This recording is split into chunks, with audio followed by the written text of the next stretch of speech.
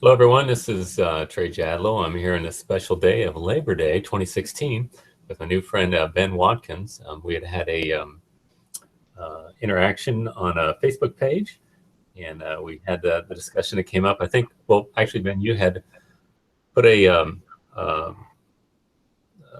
just proffered a thread on existence, and giving an account of that. But before we begin, I always like to ask a little bit about my interlocutor. Can you tell me a little bit about yourself? I mean, what do you do for a living? Your background to something that might be interesting. Might get to know you a little better. Yeah, sure. So I'm originally from Columbia, South Carolina, and I currently live in Norfolk, Virginia. I went to my undergraduate at the University of South Carolina, and I studied mechanical engineering, and I'm now a nuclear engineer with the Norfolk Naval Shipyard. Cool. I've kind of worked my way into several philosophy groups at Old Dominion University here, and I've decided to pursue my graduate degree in philosophy. So my main interests lie in ethics, philosophy of religion, and philosophy of mind. So I guess for about the past 4 years now, I've just really kind of become immersed in the discussions surrounding those topics. I find them really neat, and I hope to one day be able to teach. Well, that sounds great. You know what? I can hear your South accent now. You're just a little bit there. Virginia hasn't ripped it out of you yet. No, not yet. It's just working hard on it. Yeah. Okay. So you have quite a bit of experience in philosophy. So maybe you can teach me some stuff because I don't. I'm pretty much everything I know about philosophy. I pretty much learned from a theologian named R.C. Sproul. Have you ever heard of him? I have. Okay. All right. Pretty much most of the time. He's like my main mentor, and I'm an uneducated guy. Sadly I'm was divorced. Been divorced a few years. My wife left me, but I've got 6 kids, and I live in the Kansas City area, and I'm a dental lab technician. So I make crown and bridge. I make teeth essentially for dentists, and I work alone, which I really like because I can listen to stuff all the time. So that's why I'm an autodidact. I kind of teach myself things. I don't do very well in learning. I mean, I nearly flunked out of high school, and I went to a little bit of junior college, but I have very little formal education post high school. But if I find something interesting, I'm very prone to just latch on to it. It fascinates me. And if something doesn't interest me, I can't stand. That's why I don't think I do well in college, because something I don't like, I just can't. I'm either warp 7 or stone cold 0. I mean, it's just how I am, my personality. So if something I don't like, I just don't interest. It doesn't interest me at all. So I'm very much interested in the things that you spoke of. I'm fascinated with issues of ultimacy and of justification for existence and for right and wrong, and kind of the ultimate issues, questions. They fascinate me as well, and I really enjoy seeking out and trying to find answers on those things. So anyway, it's very nice to meet you, Ben, and I look forward. Thanks for having me. Yeah. Okay. Great. All right. So let's go ahead and get into the maybe the nuts and bolts. And you had given an argument, and later on in the thread, there's linked in here in the notes on this hangout. But in that thread, someone had brought out that you were you had said, yeah, this is basically Clinton Smith's argument, and then it's basically something that was originally put forth by Democritus, a pre-Socratic philosopher. I'm still getting some feedback. Can you hear me? Are you hearing my feedback in there at all? I am not. It's just a little bit, and now it's not. It's fine now. I don't know what it is. Maybe it might be Hangout. Sometimes it messes up and doesn't give some trouble there. Technical difficulties. Okay, so anyway, so I don't know where exactly to go with this, because I think we've got a free-for-all. I think we have a fertile field of inquiry for both of us here where we can start. And unless you want to start with something, we could start to parse the argument that you posed, or if you had something you wanted to talk about, we could just do that. Yeah, well, just kind of start for background. None of the ideas that I've presented here are originated with me. I'm drawing heavily off the work of Quentin Smith and Paul Draper's paper, A Cosmological Argument for a Self-Caused Universe. And this article can be found online. I believe it's at infidels.org. You can find a copy of it. There's a great interaction between Quentin Smith, Paul Draper, and Robin Collins. Some of the viewers may be familiar with Robin Collins. He puts forward a fine-tuning argument that is pretty famous. William Lane Craig often defends it. Frank Turek often defends it.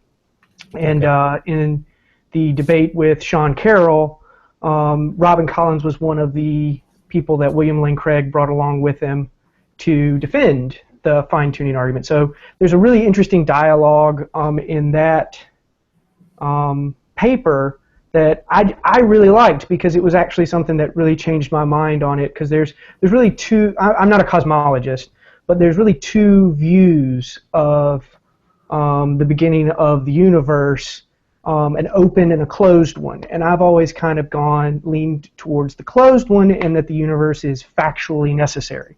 It's just a brute fact. Well, that's always created a bit of a tension with a principle of sufficient reason.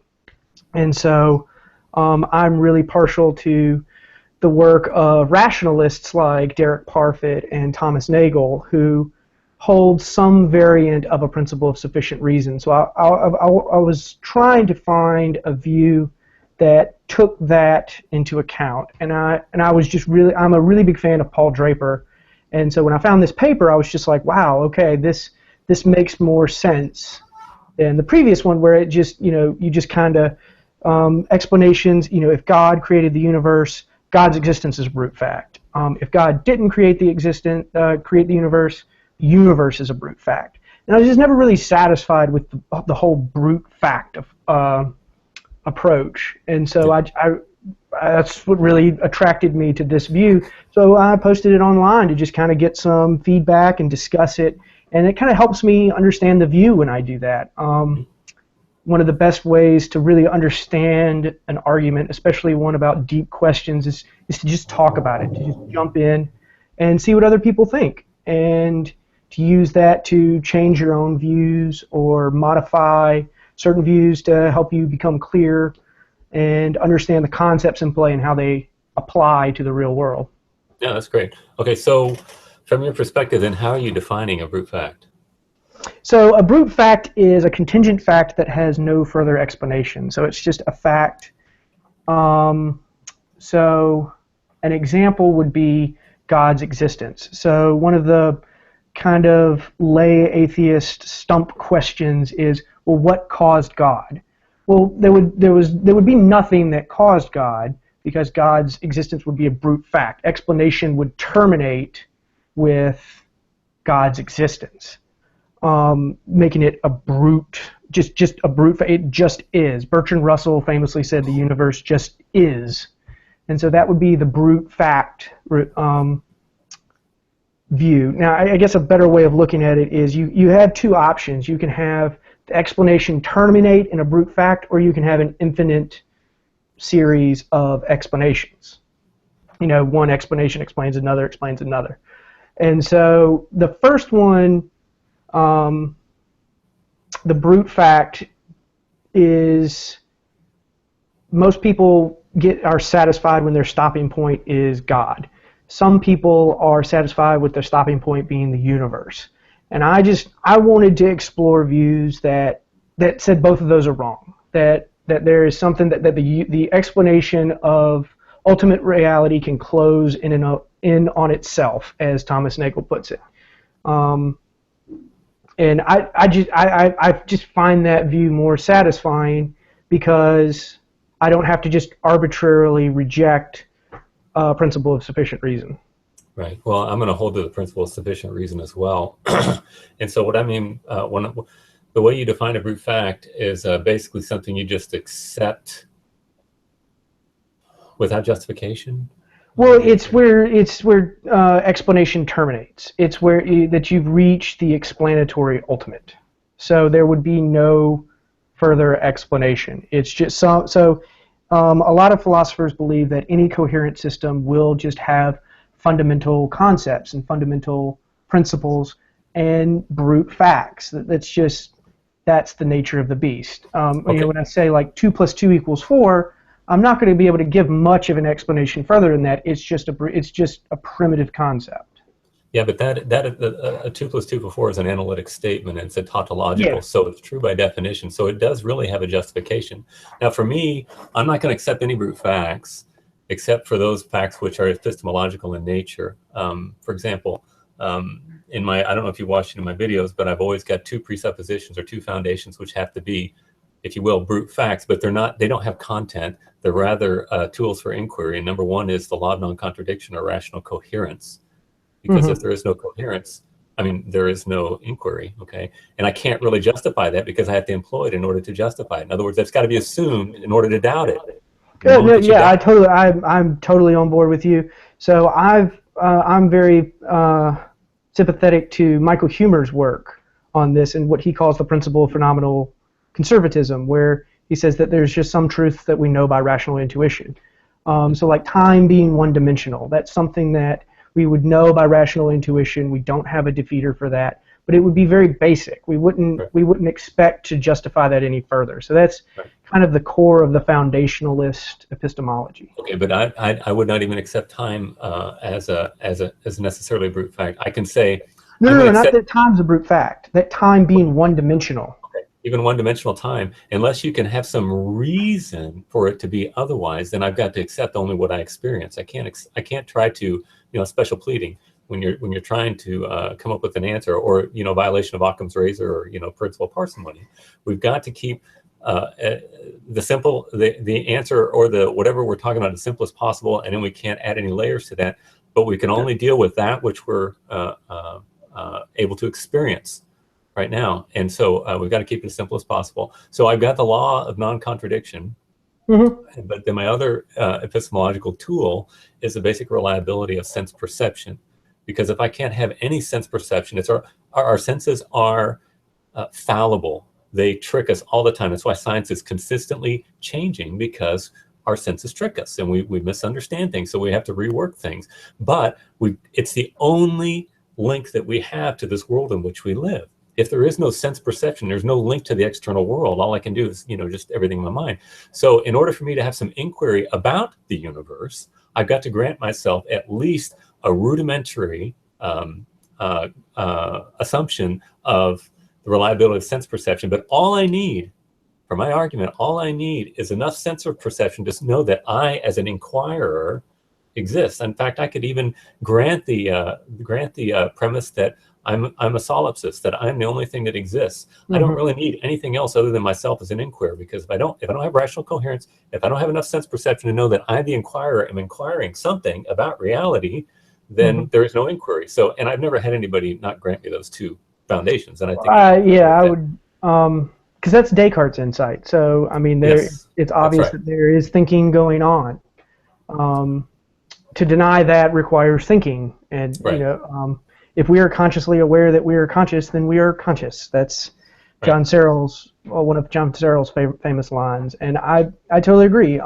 So I believe Plantinga has some interesting work on the theistic side, where he would say that the reliability of our senses or sense perception would be a properly basic belief. Yeah, and I'm inclined to agree with him. Well, I guess so, but I don't know a lot about Plantinga, but I'm not really a big fan of his some of the things that he does. But yes, we've got to have at least enough sense perception to be able to make some inquiry about reality. Okay, and so if you grant me those two things, the idea of God is not something. All right, so there's a problem with Bertrand Russell. He made a very fundamental mistake, and he carried it through his entire life. He learned it from John Stuart Mill. He misunderstood the principle of causality. He said that causality says that everything must have a cause, but that's not what the principle states. It says every effect must have a cause. And so what Bertrand Russell would say is, well, since everything must have a cause, and God is a thing, therefore God's what caused God. And he said, so I could accept as a brute fact just as much as God or the universe as I can as God.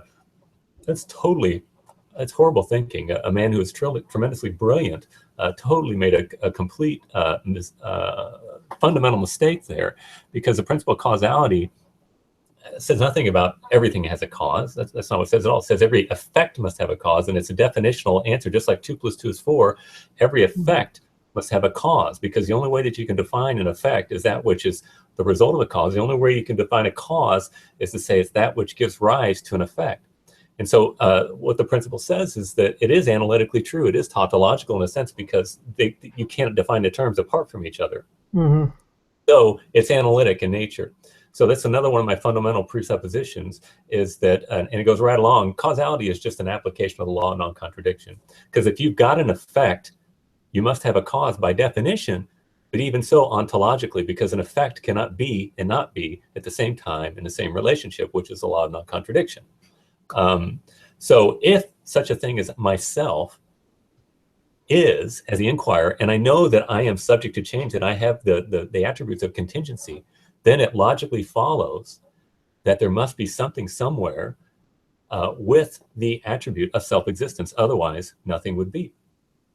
And that's the problem with your argument that you had there. The first premise in Quentin Smith's argument was, let me see if I can find it here. He said that the universe, each part of the universe is causally explained by an earlier part of the universe. You cannot have an eternal regression of effects without causes, because again, you're violating the law of non-contradiction, and so, you're trying to employ, just a minute, you're trying to employ the second half of causality without invoking the first half, and it's nonsense. The word has no meaning. Before we get into that, though, we should probably, for the viewers, state the argument before we start talking about the first, because when we say the first premise, most people don't know what the first premise of the argument is. Sure. Well, I had it written out on a page of it. Yeah, well, let's go ahead and talk about it. Go ahead. So what do I mean by the universe causing itself? So I mean that the universe is a sequence of states of the universe, with each state being an individual in that sequence. The existence of each state of the universe is caused by earlier states of the universe. So the reason the universe as a whole exists is because it is composed of, or is identical with, these successively caused states. So this is kind of a part-whole relationship here, where I say that the whole of the universe is logically identical to the parts of the universe. So if all of the parts of the universe are caused to exist, then the whole of the universe is caused to exist. And so the question then becomes, what explains the parts of the universe? And the answer to that question would be a prior state of the universe. So each instantaneous point in the sequence is explained by a prior instantaneous point. And so that would go back infinitely, but it would reach a cosmic limit about 15 billion years ago. And so when I say a cosmic limit, I'm distinguishing between instants of time and intervals of time. So an instant of time is an instantaneous point in time. There's an interval of time, which is a measurement. It has duration. So like an hour or a minute would be an interval. So we can go in intervals all the way back 15 billion years ago to the cosmic singularity, but that point doesn't actually exist. That's a hypothetical, the cosmic singularity. It's kind of like the square root of -1. Doesn't really exist. It's just that's where our laws break down and we can no longer extrapolate any further. And so that would go on infinitely, but it would be a potential infinite. It would, so and once you get to the last hour, then there's a half hour, then there's 15 minutes, then there's 7.5 minutes, and so on, so on, so on, so on, so on, ad infinite. And so that's the cause. Once you've explained all those parts, then you have the whole of the universe is explained. So at that point, there's no more room for a brute fact. So there's no, it entails that both the God creating the universe and the universe being a brute fact are both false. Okay, but you're saying that there's several things you said there. Are you familiar with the concepts of actuality and potentiality? Or entailment thought? Yes, but what do you mean by those? So those are controversial concepts. What do you mean by Okay. those? Well, that which is pure act is not subject to change. It's has no potential whatsoever. It also goes back to the ancient becoming with Heraclitus and Parmenides. You just use the example of a Zeno, which was a Parmenides disciple, talked about an indivisible number of points in a line. I mean, an infinitely divisible number of points on a line, applying that to time. But the problem is it ultimately causality must break down to those two ideas of act and potency. That which is ultimately causal in an efficient sense must have pure actuality. Otherwise, there would be no potential. Now, you can have act without potential, but you can't have potential without act. And so if you're going to say there's an infinite regress, and then you said it went back to 15 billion years ago, and then you said we're not able to understand it, then you said it's a brute fact. It's not a brute fact. So there's okay, but is it not a brute fact because you say accepted? So we can't understand what happens inside the singularity. Our classical mechanics breaks down. So we just know that that there's a point in time about 15 billion years ago where we can no longer extrapolate. Okay, so that's a brute fact. You just asserted a brute fact. No, that's an empirical fact. That's just the way mathematics works. But you're just accepting it. You're saying I don't understand it. It just is. I'm not saying it just is. I'm saying that's so our ability to describe physical reality breaks down. The model that we have is undefined. It's like the square root of -1.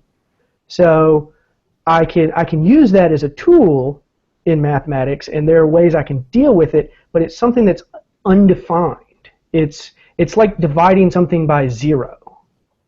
It's not, well, it's not brute fact because it's not contingent. It's a necessary truth. So okay, it's a necessary brute fact. Well, I think that's contradictory. Not really, no. I mean, you're just accepting something. A necessary brute fact would be something. It'd be factually necessary. It would be a contingent fact without any further explanation. But now the I'm talking about just the pure mathematics, the pure analytical mathematics. So we take mathematical models and we apply them to the physical world. Well, at some point in the past, about 15 billion years ago, that mathematical model breaks down. It's just undefined. But that's just another way of you saying I don't know, right? Well, no one knows. No one knows what happens in the before the Planck time. That's just an unknown. And any cosmologist will admit that to you right off the bat. Okay, did something happen 15 billion years ago? The expansion of the universe, yes. So it was an effect, right? Yes. Okay. And it was caused by the prior state. Okay. Was that prior state itself an effect? Yeah, and it was caused by a prior state. Okay, so it's an effect, cause and effect, cause and effect, cause and effect. Yes. So you're positing potentiality without actuality, right? Or an effect without a cause. I don't know what that means, to be honest. I don't know what it is. I have some other people on. You're not really on Google Plus. I think I was on, and I just left. I got tired of spitting in the wind. But there's a couple of guys on there that are rather philosophical. One of them has a PhD. Neither one of them will talk to me. But they said they seem to be very. Actually, I have 3 guys on there. One has an undergrad, and 2 have. Well, one's getting a PhD. The other one does have a PhD, I guess. And they say that.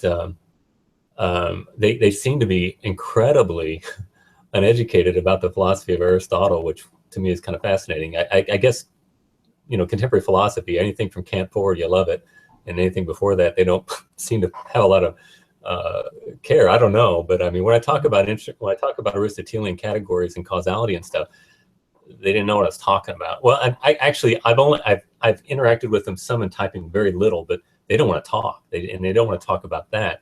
And it seems like people just have no understanding of this idea of act and potency, which is, and I have no formal education of stuff, but I just kind of pick things up, and I form some things on my own. But you can't have potentiality. And again, Heraclitus said, everything is changing, and Parmenides says, well, if everything is changing, then it has no consistency of being, and it's really nothing. And that was the big controversy that caused the degeneration of the Greek society. And Socrates shows up on the scene and brings some more, some sanity to the degeneration of the society. But we're philosophically, we're always going through cycles, and you have a kind of like the Hegelian synthesis type thing, but we're that idea of the one and the many, or actuality and potentiality, has plagued science or philosophy throughout the entire history of philosophy. And it seems like modern philosophers are very happy just to focus on the many and not worry about the one, and not even really think about metaphysics that much, which I think it's been, like I said, Kant's noumenal realm really, to me, was a big wrench in the works, which we need to regain that. We need to start thinking about metaphysics again.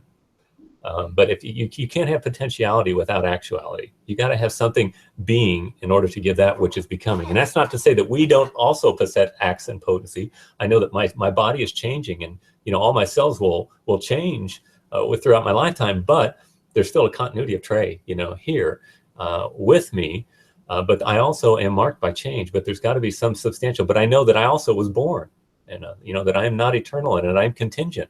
Contingency cannot exist without something to give it being. That's what the word contingency means. It either could be or not to be. Without that which gives it its being, it is not.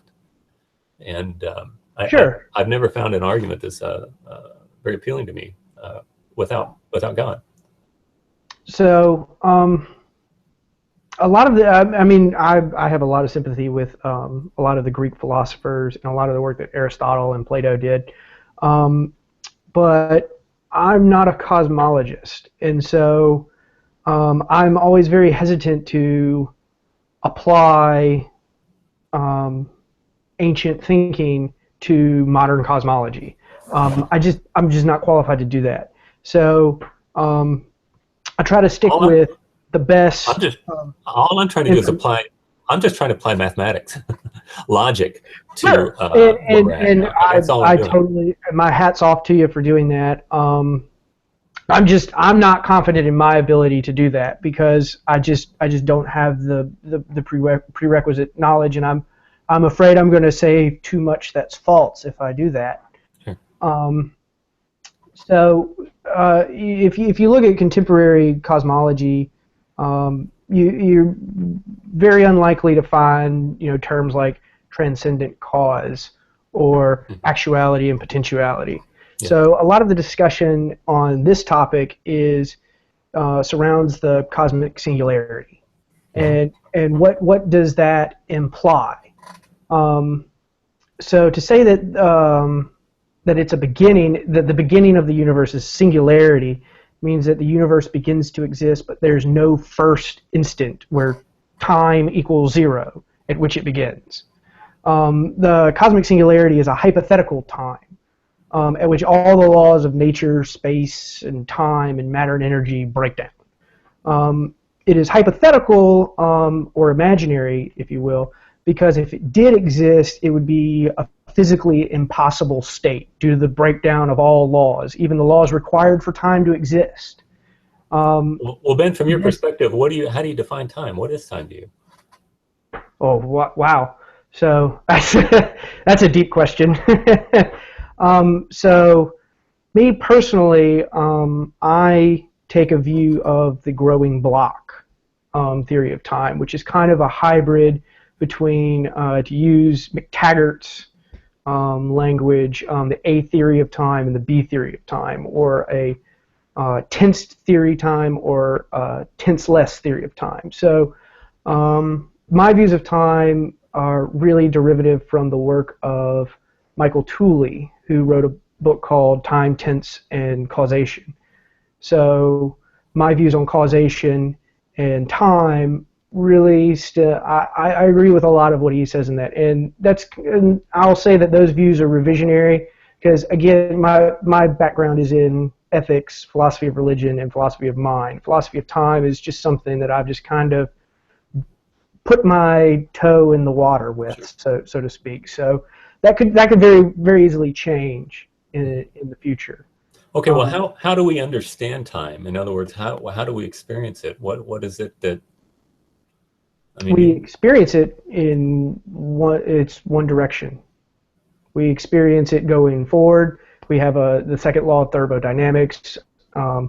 It seems to imply an arrow of time. I can mix chocolate milk, but I can't unmix it. I can bake a cake, but I can't unbake it. Mm-hmm. And that seems to me because there is an arrow of time in one direction. So, okay. Well, and the way that we measure time, though, is what I'm trying to get to this is we're just measuring contingent matter in motion. In other words, if you want to use a planetary time scale, you're measuring the planets relating to each other, or if you use atomic clock, you're measuring the speed of an electron around a nucleus or whatever. Yep. So we're just watching matter move. So if there were no matter, there would be no time. Would you agree with that? Yes, because at least the way we understand it, that's all we can. Same coin. Yeah, space-time. Yeah. So, our understanding of time is limited to our experience of contingency.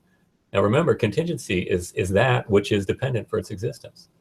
So, from my perspective, there had to be a time, if there is such a thing as contingency, there had to be a time when there was no contingency because contingency had to be created.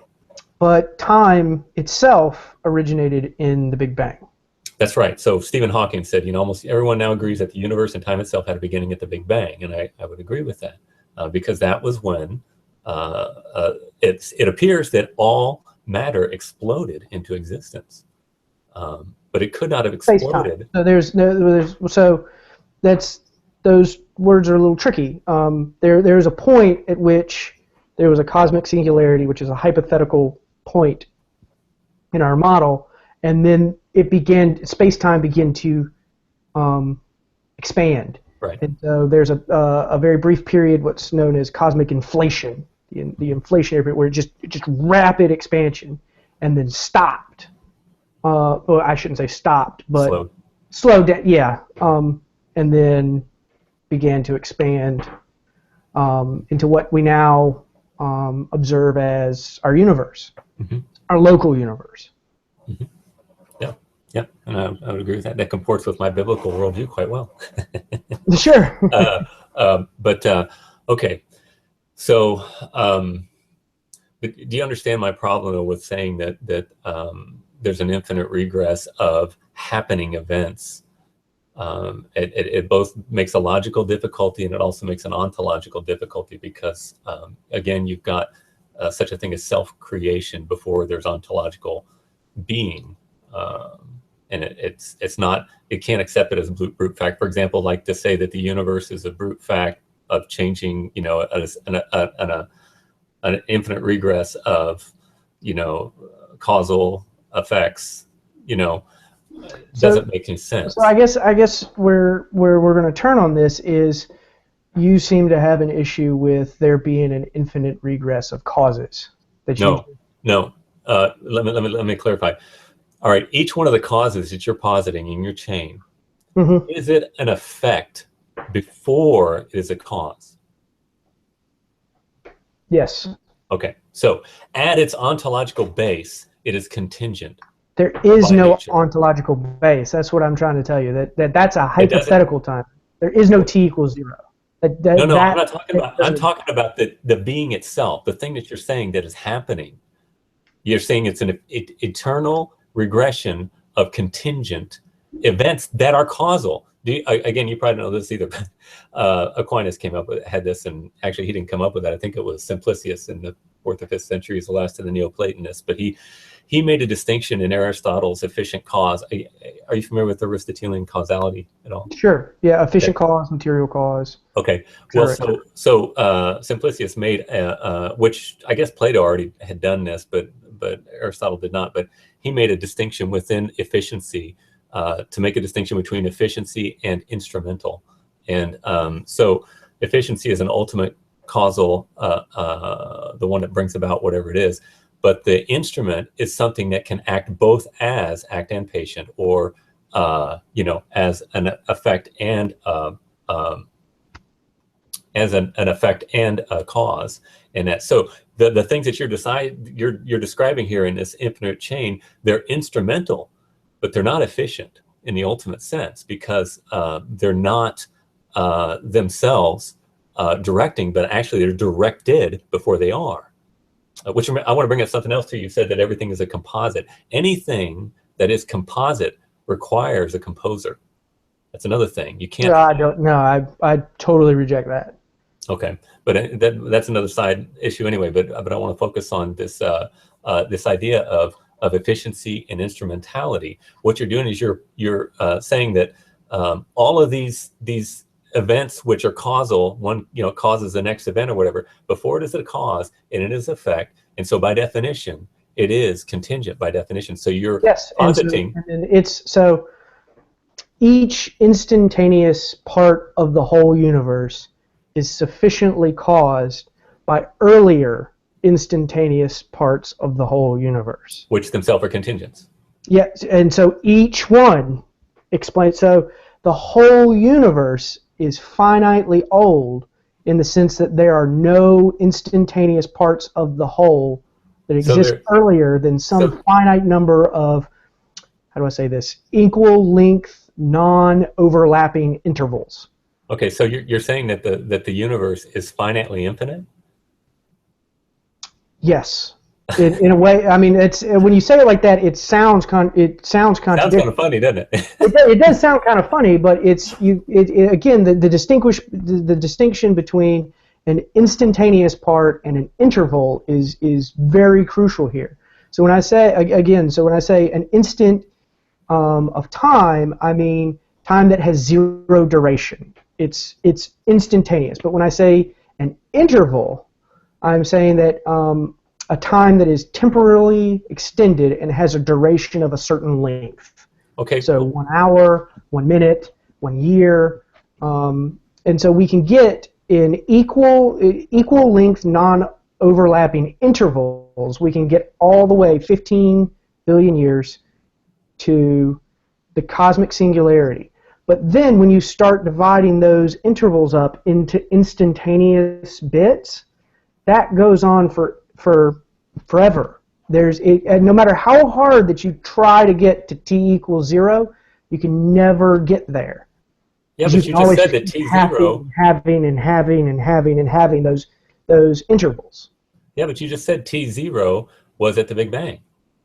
But it's a hypothetical. It's not a real state. There is no t equals 0. Well, sure there is. You just said that time begins. So, didn't you say time begins at the Big Bang? Time converges. Time is just matter moving, right? Time is just matter moving. Time is just matter moving. Okay. Okay. So at the singularity, there was no time. Okay. So you're at t0 at that point. There is no so t equals, you can't get to t equals 0. So matter is eternal and always is moving. Yes, always. It's always moving. Okay, how can contingency not be dependent and be eternal? Because contingency means that it had to come about at some point. I would say it is eternal. It's eternal. Okay, that which is eternal though is self-existent. In the sense that each part is causally explained by a previous instantaneous bit. And that goes on and it reaches a cosmic limit 15 billion years ago. It just can't. It's not limited. You just said it's limitless. It's self-existent. There are no limits. So now there's two different senses of limit here that I think you might be getting hung up on. When I say limited in the sense that it reaches a cosmic limit, I'm referring to in calculus, where you reach a limit, where you can't, no matter how hard you get there. So let's imagine a timeline with 5 minutes on it. And we go to the first minute. Well, you can half that minute, half that duration, and you can do that infinitely. and it will go on. It reaches that limit at the 5-minute mark. It never gets there. Okay, so there is a limit then. It's not eternal. It's a limit. It's a limit in the sense that we cannot go. We cannot go of any equal length, non-overlapping interval further. We can go instantaneously as far as we want, but we cannot.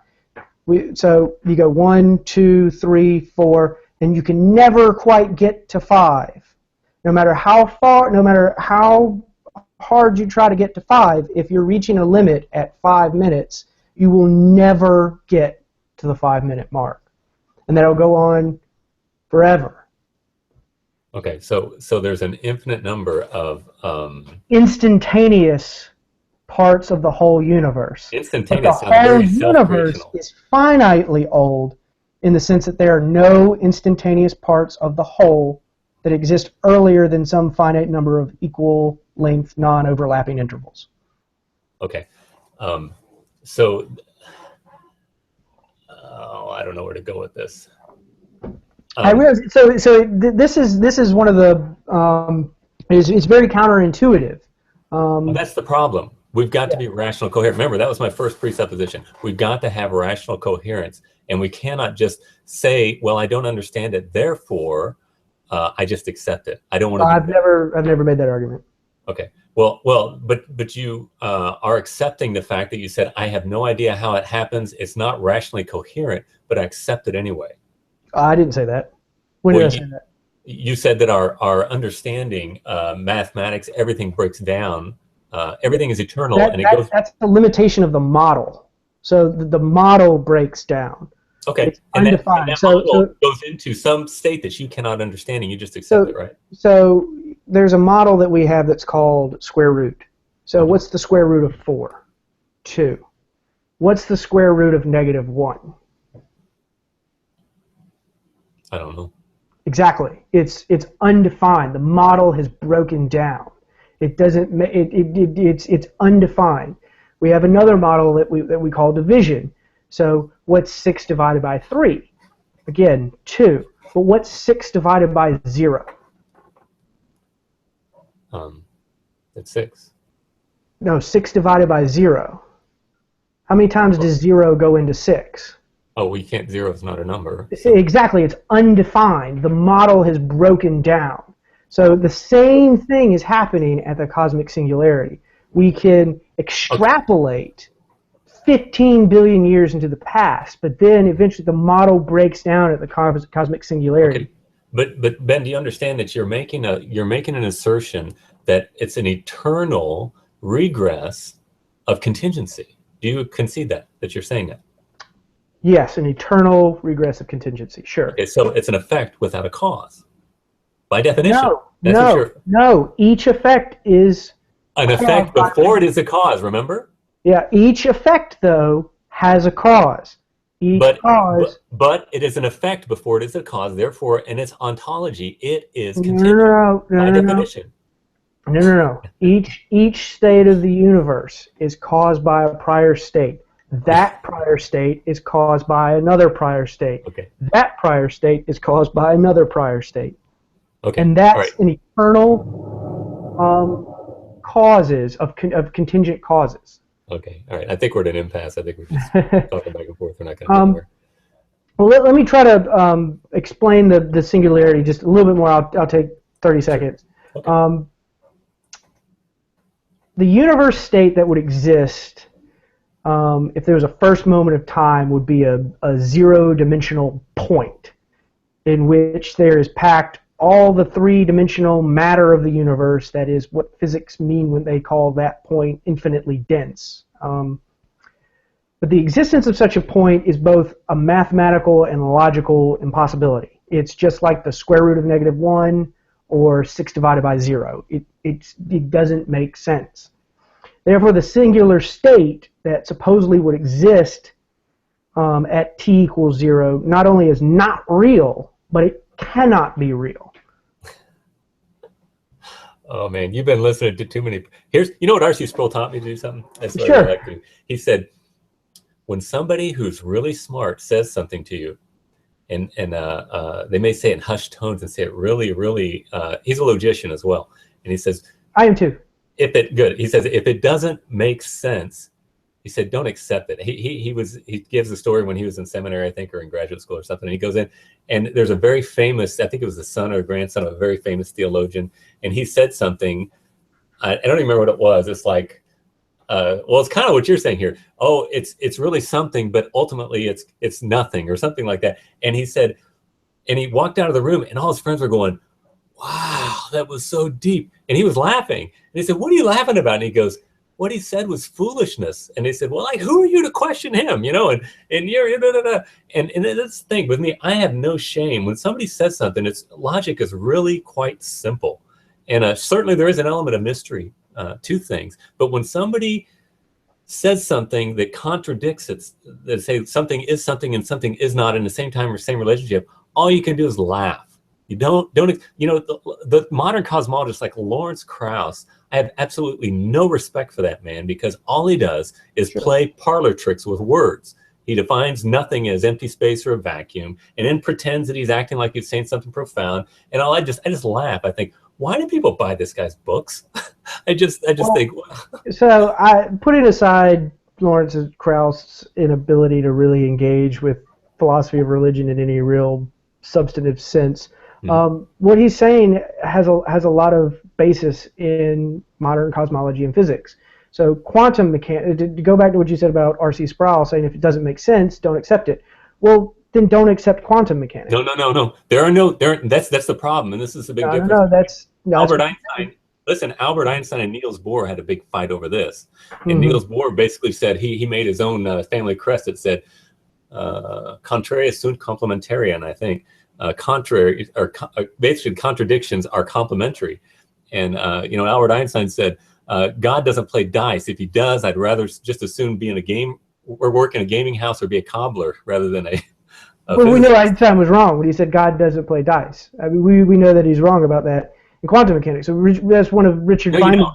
Here's what you're doing, Ben. You're listening to what people told you rather than analyzing the stuff yourself. Here's the problem with quantum mechanics. Really? We do have some things that we don't understand that are amazing, and it looks like things pass in and out of existence instantaneously, but they're not doing it. It's we don't understand it. The easy way out is just to say, yeah, I'm going to accept contradiction. Once you accept contradiction, though, you commit the fallacy or the principle of explosion, which basically says the moment you say the non-contradiction does not hold, the exact opposite of whatever you say is also true at the same time. In other words, inquiry is gone. And those guys that want to say that quantum mechanics, the law of non-contradiction, should be avoided, they're lazy. They need to go back to the drawing board. We need to keep pressing on and not give up. I don't think anyone's given up. I think they do when they say contradiction rules. That's just child's play. I don't know any modern physicists or cosmologists. Well, he's not a contemporary. He's dead. There are many. I mean, I'm not in the field, but I'm not sure either. There are many of them. But so, where is the contradiction in what I've presented? So, if you're saying that you are positing potentiality without actuality. You're saying everything is happening without any consistent being to give it its ontology. I just don't agree with that statement, because I'm saying that the one state of the universe, if you say why does this point of the universe exist? Why is there something here rather than nothing? Mm-hmm. Or not something. We'll define nothing as not something. Okay. The answer is trivial. Because it was caused by the previous state. The previous state caused it. But that's not trivial. That's a contradiction. Yeah, it is. It's irrational because you're trying to define an effect without invoking a cause. Remember, is that cause that you're positing, was it an effect before it was a cause? Yes. That's the whole point. Okay, so it's contingent. It's a cause. It's instrumental. That was caused by a previous state of the universe. And then that state was caused by a previous state of the universe. And then that state was caused by a previous state of the universe. And they are all contingent, right? They're all the way back. They're all contingent, right? They're all contingent. Okay, you're positing potentiality without actuality. Well, then I just reject. Why is that logically contradictory? How have I Oh contradicted my gosh. myself? Oh, Ben, we've gone over this several times. If you cannot speak of something happening, this is the law of non-contradiction. Something cannot happen itself before it is. If it has potential, Okay, it has to have some grounding. all right. I think I see where. So I'm not saying that X causes X. Okay, it is a logical. It is incoherent to say that something must exist before it can cause something else. Correct? So Yeah, it must. Yeah. it's the same reason why I can't bite my own teeth or lift myself up by my own bootstraps. That's incoherent, but that's not what I'm saying. So if I have a state X, it will cause state Y. State Y will cause state Z. State Z will cause state AA. But state X is contingent, right? Yes, and it was Okay, contingent means dependent. It was explained by a previous state. Call it A. Right. And it was explained by a previous state. Call it B. Right. And this is so it's an infinite regress of effects without a cause, right? And no, it's an infinite regress of causes. No, effects that have causal relationship. I don't know what you're saying there. Yeah, you did. You've already conceded it several times. Before it's So a cause. if I conceded it, then I've conceded something that I just didn't really understand. And also, you're speaking of this. I think you're baiting and switching here is what's going on. I think something that I've conceded previously is not what you're saying right now, because I'm not saying that the universe as an independent entity can then cause itself to exist when it didn't exist before. Okay. That doesn't make any sense. Okay. Yeah. You're making the same argument that this is probably my most famous argument or most common argument that I encounter with this. So what you're saying is basically the universe as a whole is self-existent, but the parts are contingent. No, I'm saying that the whole is a logical consequence of the parts. So what's left to be explained? Well, that's not logical. The parts are illogical so far. So if the whole of the universe is logically identical to the parts of the universe, so if you have the parts, you have the whole. But the parts entail the whole. But the parts are illogical the way you're describing. No. We got to go one step at a time. Okay. So the parts entail the whole. So you then have a question: what explains the parts? And my answer is that a previous state of the universe explains the parts. What explains that previous state? Another previous state. What explains that previous state? Another previous state. Ad infinitum. Okay, so I don't know. I guess we're not going to get anywhere because yeah. I mean, I know you're understanding what I'm saying. I mean that every state that you're positing is contingent, and contingency cannot affect itself before it is. So let me write this down, because I think this is where contingency cannot affect itself before it is. That's law of non-contradiction. But I'm not saying that it does. Well, sure. So I'm not saying that. No, I'm saying that it's caused by a previous state. And each state that you're positing is contingent, right? It's contingent and then explained by another contingent state, and then it's explained by another contingent. The nature of the entire world is, or the entire universe is contingency. In other words, you're with Heraclitus. Everything is pure change. But if Parmenides is right, if there's no continuity, if there's not some kind of ontology, then really what you're positing is nothing. I wasn't following. Say that one more time. Okay, so Heraclitus said that everything is changing. He said when you put your foot into a river and you take your foot out, that river's changed. It's not the same river. And he said not only is the river not changed, you yourself have changed. You're not the same person because you changed. You went through mutation as you went through that act. Okay. And Parmenides said, and R.C. Sproul, I guess from R.C. Sproul, he said when he first heard this statement from Parmenides, he thought, why am I wasting my time taking his stupid philosophy?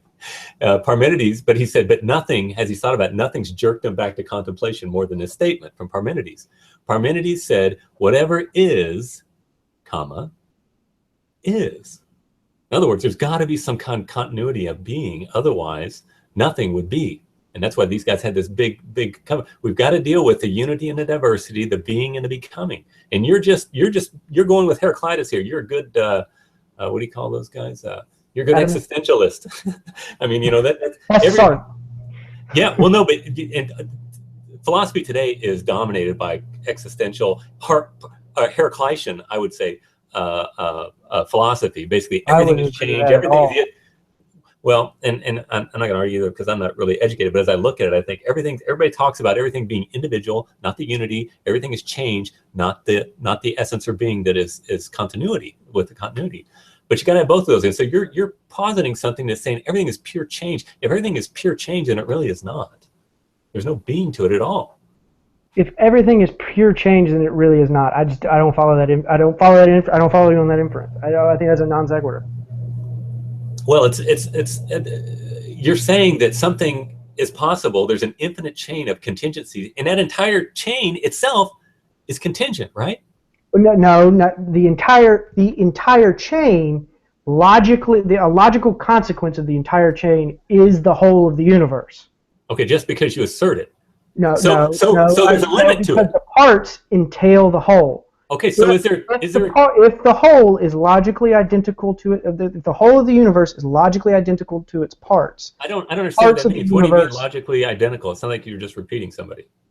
Yeah, well, yeah, because this, like I said, this comes from the paper that Paul Draper. But I need you to own the idea, not just repeat it. Tell me, what does it mean to say something is logically equal? The part is logically equal to the whole. What does that mean? Is that just some statement somebody makes? Okay, let me think of a way of explaining this. It's a logical truth that if the parts of the whole universe are caused to exist, then the whole of the universe also exists. Is caused to exist. If you have the parts of the universe, then you have the whole of the universe. Okay, is the universe a closed system? It's nonsensical. It doesn't make any sense whatsoever to say that you have the parts of the universe, but then you don't have the whole universe. Okay, is the universe closed then? Yes, the universe is a closed. So I'm what's called a naturalist, and so I believe the universe is a causally closed system. So it has an end. No, has an end in what sense? I don't know. It has limits. It has definition. It has limits. It has I don't know what that means. Well, you're saying this whole, let's call the universe a bubble. Let's say it's a big bubble. Here is the universe, okay? And you may not realize you're saying this, but what you're saying is this big bubble itself is self-existent. It's not contingent. It's a closed system in and of itself. It just exists. I'm saying that it's causally closed. So I'm saying that there's nothing in existence that can knock it out of existence. So it's self-existent. Self-existent, yes. Okay, that's what I was trying to get you to say earlier. Okay. All right, so you're saying that if you put enough contingencies together, all of them together, suddenly they become self-existent. You're violating the law of identity. No, I'm not violating the law of identity. Self-existence is not contingency. Self-existence is not contingency, but that's what this is the argument. I've had this argument many times. Self-existence is not contingency. I'm not even sure that's a coherent statement. Well, because they're exclusive states. What are exclusive states? Self-existence and contingent existence are exclusive states. They cannot be the same thing by the law of identity. Then I don't know what you mean by those two things. Why is that? Why are those? So you're saying that if something is both self-existent and contingent, that's a logical contradiction? Yes. No, I don't. At the same time, in the same relationship, that's a law of non. I don't agree with you. Show me that there is a explicitly that there's a contradiction. Is contingency subject to change? Again, I don't really know what you mean. Yes, it is. Yes, it is. It's just, okay, sure. Yes, it is. Okay, so contingency is subject to change. Is self-existence subject to change? Remember, it's self-existent. If it is subject to change, it is contingent by definition. So when you're saying it is self-existent, you're saying the whole of the universe? Whatever you're referring to, you can say the whole, the parts, whatever. No, But- no, no. Okay. So this is where I think that we're talking past each other because we're not our language just isn't good here, Okay. and I'm making a very, very specific claim here. I'm saying that the universe is a sequence of states of the universe, with each state being an individual. And it And the changes. existence of each state of the universe is caused by earlier states of the universe. That's what I mean when I say that the universe is self-caused or self-existent.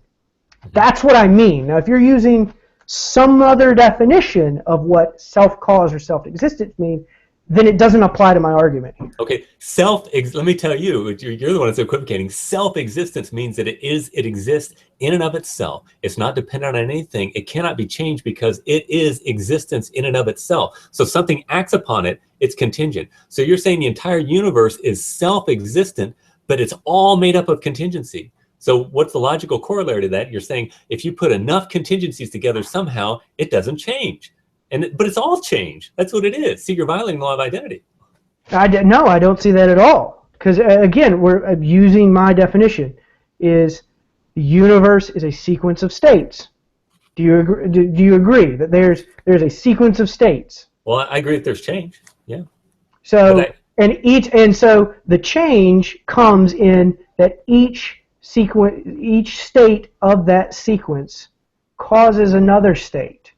And so that's a change. There's a change. So then that state causes another state, and that's a change. And then that state causes another state, and that's change. Okay, listen, I like to keep these to about an hour because they just get too long. I think we could probably talk more, so hopefully we can get together again. I would love to talk with you also about morality because that seems to be an area of interest to you as well. And, sure. Your ideas on it, we can wrestle back and forth on that as well. But I need to go home and eat and get some stuff done tonight. I understand. But it's very nice to meet you, Ben, and thank you for entertaining me with your intellect and banter. I love exchanging, and a lot of times you're not able to talk with somebody that is very challenging or engaging, but you've been very engaging, and I appreciate that. And it's always good to. I've very much enjoyed my time, Trey. It was very nice meeting you, and thanks again for having me on. Okay. And I'd love to come and talk some more. Okay, we'll do it again sometime, and all the best to you, okay? You too, bud. Take it All right, easy. we'll see you. Bye.